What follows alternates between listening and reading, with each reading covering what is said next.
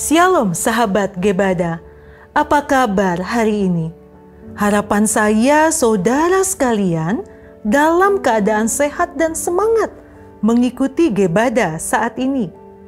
Hari ini kita akan membaca Yesaya pasal 36 sampai 38. Yesaya pasal 36 berisi tentang krisis yang dialami oleh Raja Hizkia. Demikian halnya dialami oleh umat Yehuda. Mereka mengalami krisis akibat serangan dari musuh. Serangan musuh itu adalah serangan dari setan. Saudaraku, kita bisa diserang oleh setan kapan saja. Pertanyaannya, apa yang kita percayai? Seringkali kita mendengar bisikan-bisikan setan di telinga kita yang membuat kita berpikir bahwa Tuhan tidak dapat menolong. Saudaraku, kita jangan tertipu oleh bisikan-bisikan itu. Sebab Tuhan adalah Sang Penolong hidup kita, kapan dan dimanapun. Lalu, dalam pasal 37, diceritakan bagaimana respons Raja Hizkia saat diserang oleh musuh-musuhnya. Respons yang diberikan Raja Hizkia adalah dia tetap percaya kepada Tuhan. Dia mendengarkan Tuhan dan dia memberikan segala kemuliaan bagi Tuhan. Raja Hizkia mengaku bahwa kemenangan hanya ada di tangan Tuhan. Di dalam pasal 38 terdapat harapan Raja Hizkia dan jawaban Tuhan atas doa yang dipanjatkannya. Saudaraku, kita bisa melihat sikap Raja Hizkia ini sebagai sikap seorang pejuang iman. Kendati dia jatuh dalam sakit yang hampir membawanya pada kematian, namun Raja Hizkia berserah penuh dan memohon hanya kepada Tuhan. Di tengah kesesakan yang dialaminya, Raja Hizkia memuliakan dan meninggikan Tuhan. Sekarang, mari kita membaca Yesaya pasal 36 sampai 38 bersama-sama.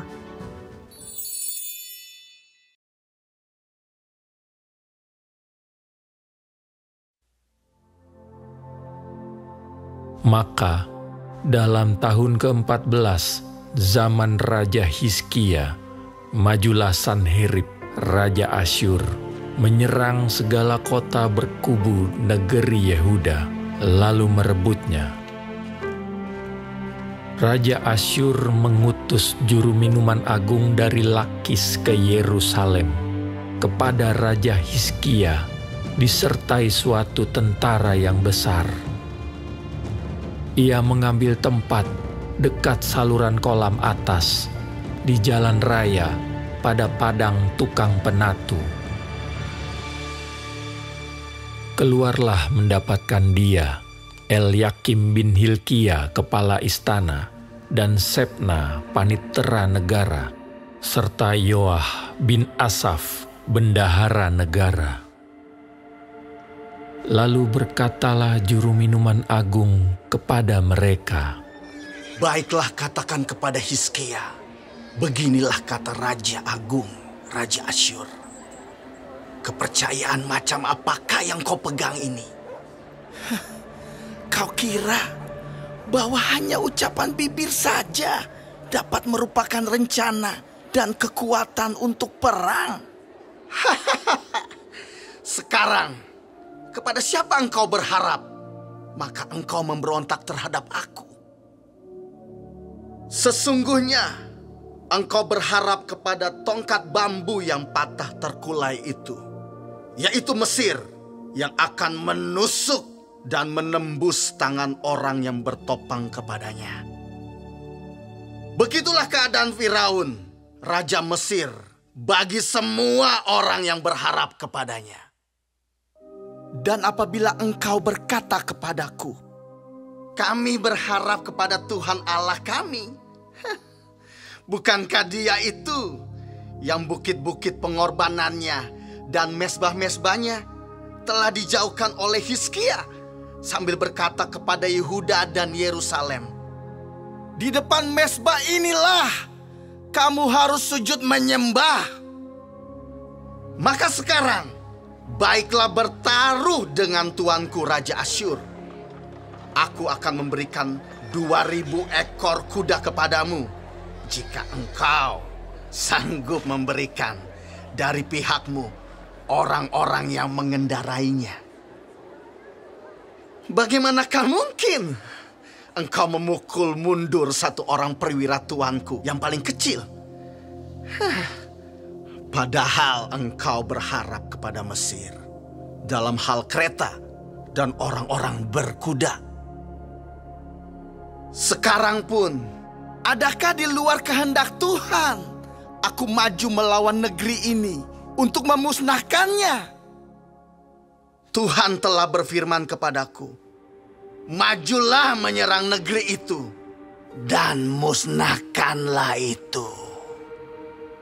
Lalu berkatalah Elyakim, Sebna dan Yoah kepada juru minuman agung, silahkan berbicara dalam bahasa Aram kepada hamba-hambamu ini, sebab kami mengerti.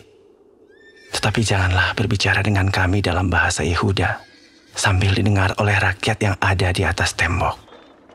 Tetapi juru minuman agung berkata, adakah tuanku mengutus aku untuk mengucapkan perkataan-perkataan ini hanya kepada tuanmu dan kepadamu saja? Bukankah juga kepada orang-orang yang duduk di atas tembok, yang memakan tainya dan meminum air kencingnya bersama-sama dengan kamu? Kemudian berdirilah juru minuman agung, dan berserulah ia dengan suara nyaring dalam bahasa Yehuda. Ia berkata, dengarlah perkataan Raja Agung, Raja Asyur. Beginilah kata Raja, janganlah Hizkia memperdayakan kamu, sebab ia tidak sanggup melepaskan kamu. Janganlah Hizkia mengajak kamu berharap kepada Tuhan dengan mengatakan, tentulah Tuhan akan melepaskan kita. Kota ini tidak akan diserahkan ke dalam tangan Raja Asyur. Janganlah dengarkan Hizkia, sebab beginilah kata Raja Asyur, adakanlah perjanjian penyerahan dengan aku, dan datanglah keluar kepadaku. Maka setiap orang daripadamu akan makan dari pohon anggurnya dan dari pohon aranya, serta minum dari sumurnya, sampai aku datang dan membawa kamu ke suatu negeri seperti negerimu, suatu negeri yang bergandum dan berair anggur, suatu negeri yang berroti dan berkebun anggur. Jangan sampai Hizkia membujuk kamu dengan mengatakan, Tuhan akan melepaskan kita. Apakah pernah para Allah bangsa-bangsa melepaskan negerinya masing-masing dari tangan Raja Asyur? Di manakah para Allah negeri Hamat dan Arpad? Di manakah para Allah negeri Sefarwaim? Apakah mereka telah melepaskan Samaria dari tanganku? Siapakah di antara semua Allah negeri-negeri ini yang telah melepaskan negeri mereka dari tanganku, sehingga Tuhan sanggup melepaskan Yerusalem dari tanganku? tetapi orang berdiam diri dan tidak menjawab dia sepatah kata pun, sebab ada perintah raja, bunyinya, jangan kamu menjawab dia. Kemudian pergilah Elyakim bin Hilkia kepala istana, dan Sebna panitera negara, dan Yoah bin Asaf bendahara negara menghadap Hizkia dengan pakaian yang dikoyakan, lalu memberitahukan kepada raja perkataan juru minuman agung.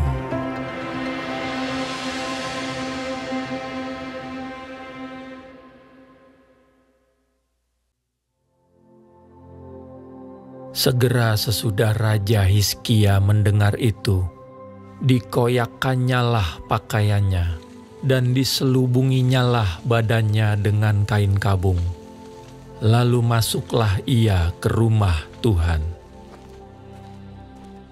Disuruhnyalah juga Elyakim, kepala istana, Sebna panitera negara, dan yang tua-tua di antara para imam, dengan berselubungkan kain kabung kepada Nabi Yesaya bin Amos.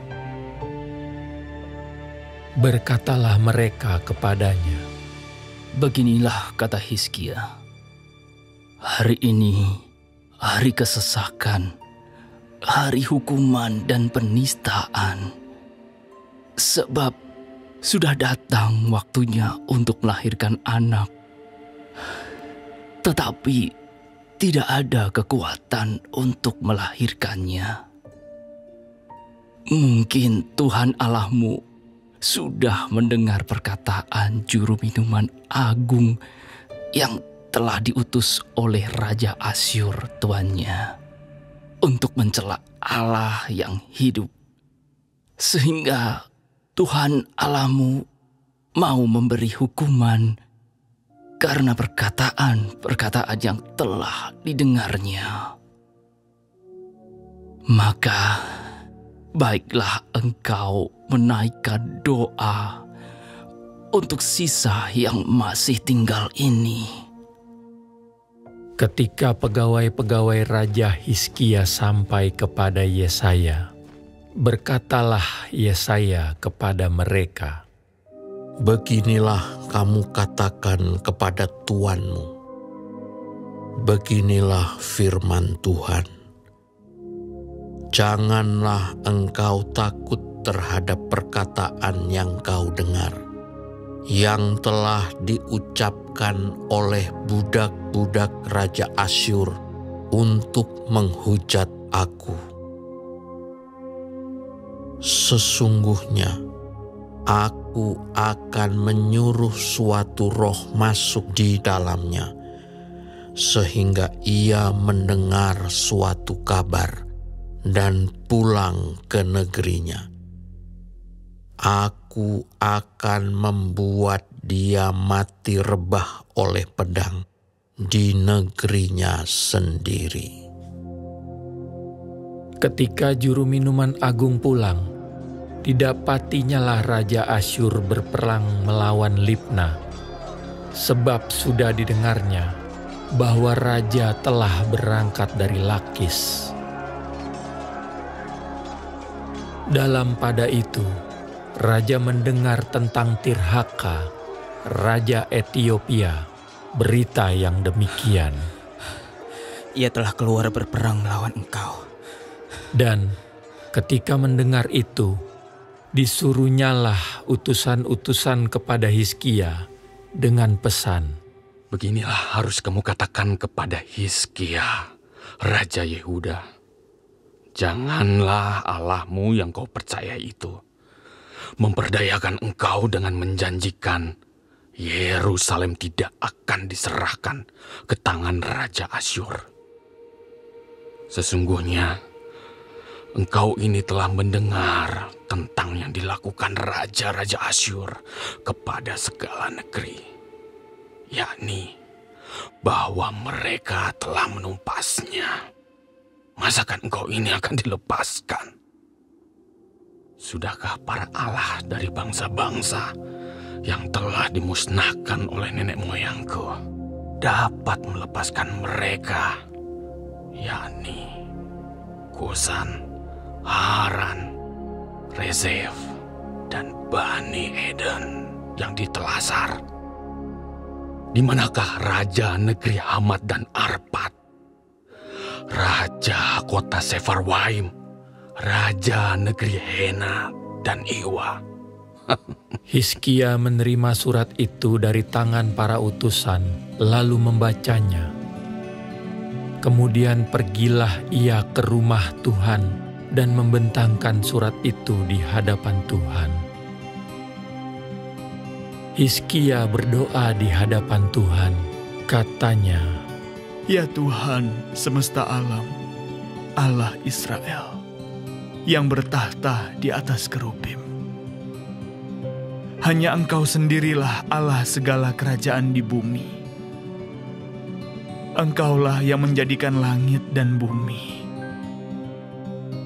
Sendengkanlah telingamu ya Tuhan, dan dengarlah.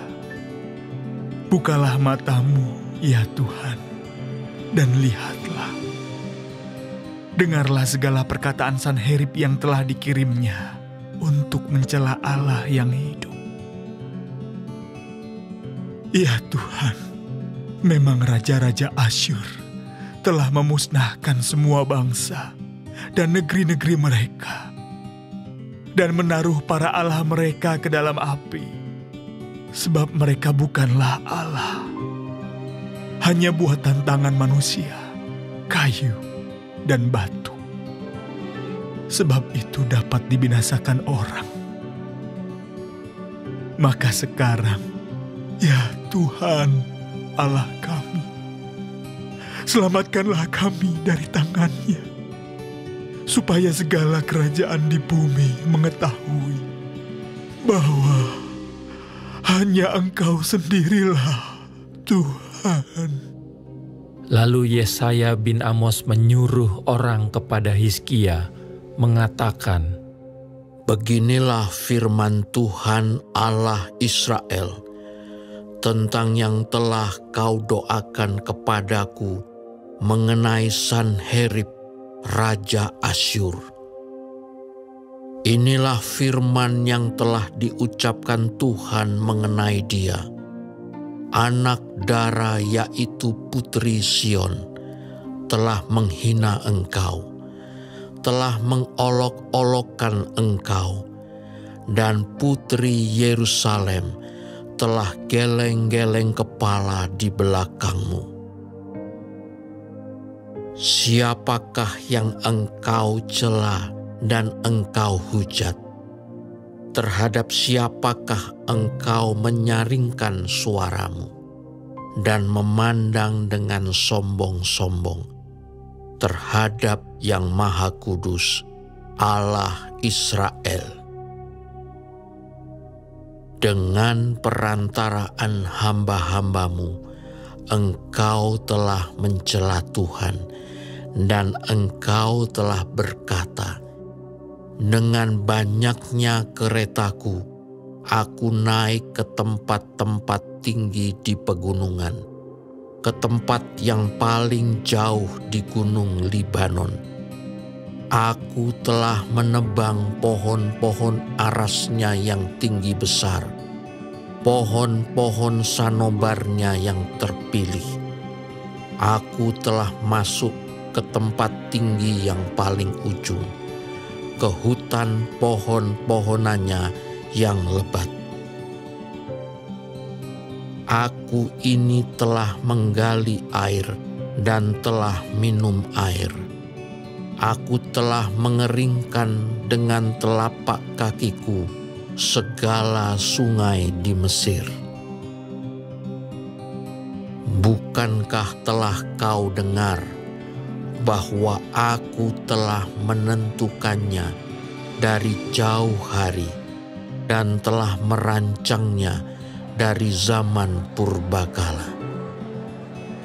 Sekarang aku mewujudkannya, bahwa engkau membuat sunyi senyap kota-kota yang berkubu menjadi timbunan batu.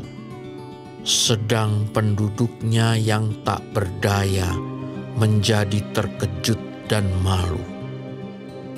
Mereka menjadi seperti tumbuh-tumbuhan di padang, dan seperti rumput hijau, seperti rumput di atas sotoh, atau gandum yang layu sebelum ia masak.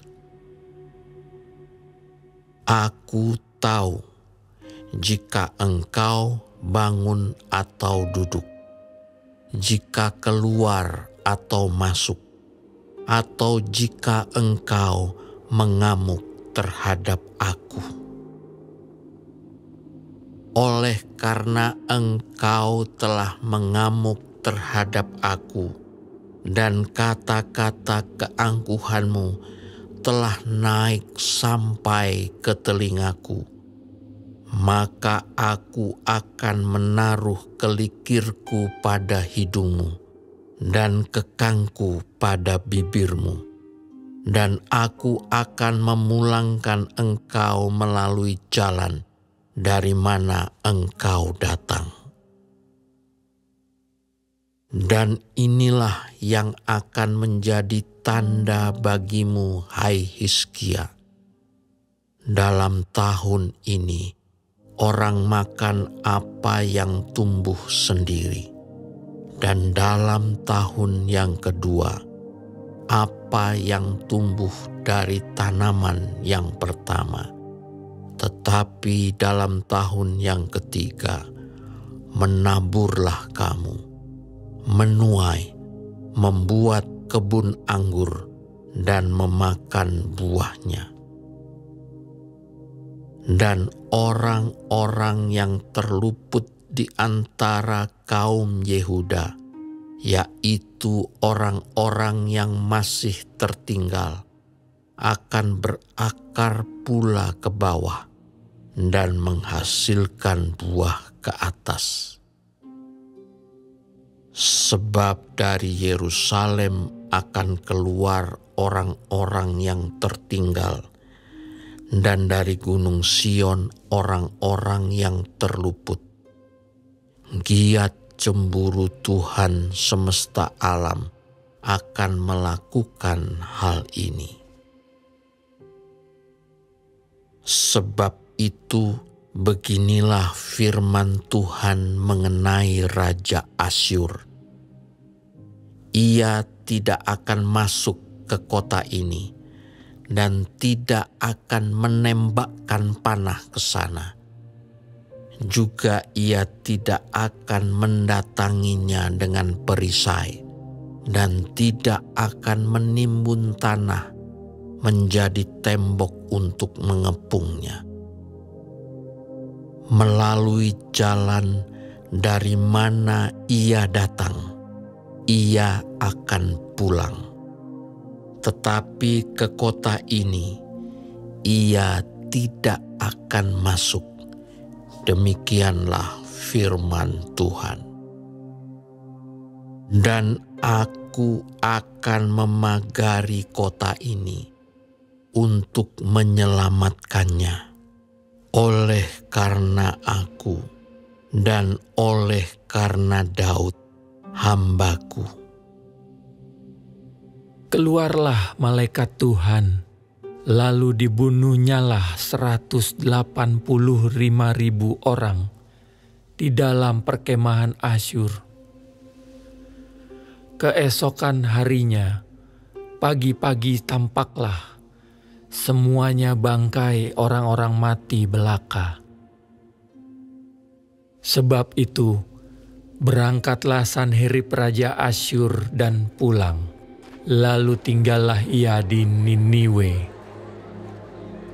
Pada suatu kali, ketika ia sujud menyembah di dalam kuil Nisrok allahnya, maka Adramelek dan Sarezer anak-anaknya membunuh dia dengan pedang, dan mereka meloloskan diri ke tanah Ararat.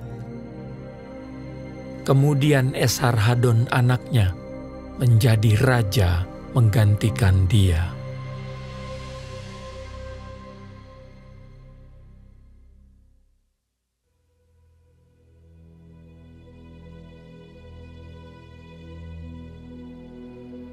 Pada hari-hari itu, Hizkia jatuh sakit dan hampir mati. Lalu datanglah Nabi Yesaya bin Amos dan berkata kepadanya, Beginilah firman Tuhan, sampaikanlah pesan terakhir kepada keluargamu, sebab engkau akan mati, tidak akan sembuh lagi. Lalu Hizkia memalingkan mukanya ke arah dinding, dan ia berdoa kepada Tuhan. Ia berkata, Tuhan, ingatlah kiranya bahwa aku telah hidup di hadapan-Mu dengan setia dan dengan tulus hati, dan bahwa aku telah melakukan apa yang baik di mata-Mu. Kemudian menangislah Hizkia dengan sangat. Maka berfirmanlah Tuhan kepada Yesaya, Pergilah dan katakanlah kepada Hizkia, beginilah firman Tuhan, Allah Daud bapa leluhurmu. Telah kudengar doamu dan telah kulihat air matamu. Sesungguhnya aku akan memperpanjang hidupmu 15 tahun lagi. Dan aku akan melepaskan engkau dan kota ini dari tangan Raja Asyur. Dan aku akan memagari kota ini. Inilah yang akan menjadi tanda bagimu dari Tuhan, bahwa Tuhan akan melakukan apa yang telah dijanjikannya. Sesungguhnya, bayang-bayang pada penunjuk matahari buatan Ahaz akan kubuat mundur ke belakang 10 tapak yang telah dijalaninya. Maka pada penunjuk matahari itu, matahari pun mundurlah ke belakang 10 tapak dari jarak yang telah dijalaninya.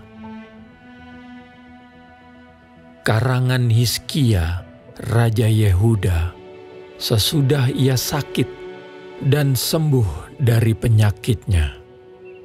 Aku ini berkata, dalam pertengahan umurku, aku harus pergi.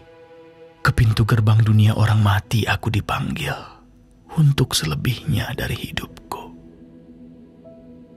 Aku berkata, aku tidak akan melihat Tuhan lagi di negeri orang-orang yang hidup. Aku tidak akan melihat seorang pun lagi di antara penduduk dunia. Pondok kediamanku dibongkar dan dibuka seperti kemah gembala. Seperti tukang tenung menggulung tenungannya, aku mengakhiri hidupku. Tuhan memutus nyawaku dari benang hidup. Dari siang sampai malam Engkau membiarkan aku begitu saja. Aku berteriak minta tolong sampai pagi. Seperti singa, demikianlah Tuhan menghancurkan segala tulang-tulangku. Dari siang sampai malam, Engkau membiarkan aku begitu saja. Seperti burung layang-layang, demikianlah aku menciap-ciap. Suaraku redup seperti suara merpati. Mataku habis menengadah ke atas, ya Tuhan. Pemerasan terjadi kepadaku. Jadilah jaminan bagiku. Apakah yang akan kukatakan dan kuucapkan kepada Tuhan? Bukankah Dia yang telah melakukannya? Aku sama sekali tidak dapat tidur karena pahit pedihnya perasaanku. Ya Tuhan, karena inilah hatiku mengharapkan Engkau. tenangkanlah rohku. Buatlah aku sehat. Buatlah aku sembuh. Sesungguhnya penderitaan yang pahit menjadi keselamatan bagiku. Engkaulah yang mencegah jiwaku dari lubang kebinasaan. Sebab Engkau telah melemparkan segala dosaku jauh dari hadapan-Mu. Sebab dunia orang mati tidak dapat mengucap syukur kepadamu, dan maut tidak dapat memuji-muji Engkau. Orang-orang yang turun ke liang kubur tidak menanti-nanti akan kesetiaan-Mu, tetapi hanyalah orang yang hidup, dialah yang mengucap syukur kepadamu, seperti aku pada hari ini. Seorang bapa memberitahukan kesetiaan-Mu kepada anak-anaknya. Tuhan telah datang menyelamatkan aku. Kami hendak main kecapi seumur hidup kami di rumah Tuhan. Kemudian berkatalah Yesaya, baiklah diambil sebuah kue ara dan ditaruh pada bara itu, supaya sembuh. Sebelum itu, Hizkia telah berkata, apakah yang akan menjadi tanda bahwa aku akan